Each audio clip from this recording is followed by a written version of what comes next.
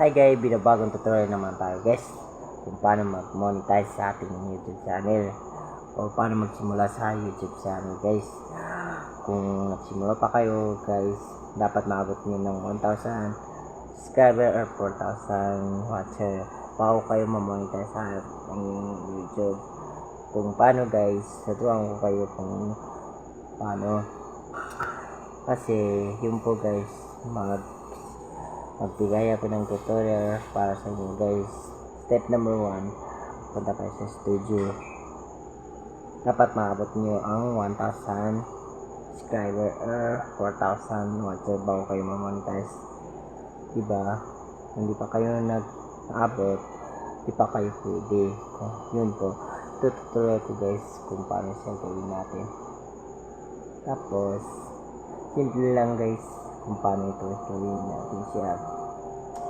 Punta tayo sa studio. Tapos dapat maabot nyo yung dalawa, 1,000 subscriber o 4,000 watcher. Tapos dapat ma-upload nyo yun sa 2 days. Ako 2 days lang ako na-upload na guys.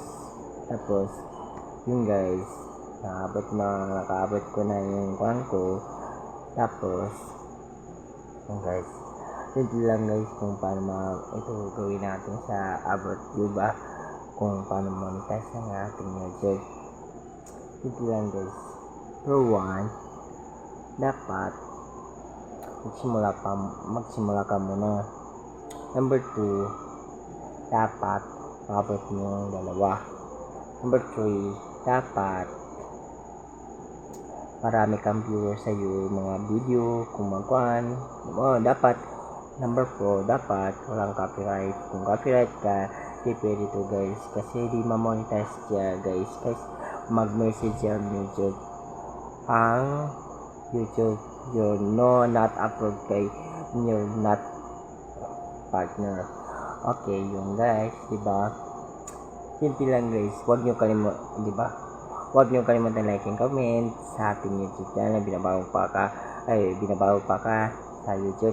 Huwag nyo kalimutan mag-like and comment para like at this. At huwag nyo kalimutan mag-subscribe at like and comment para like at this sa ating YouTube channel. Or having talib para like at din natin sa YouTube natin, diba?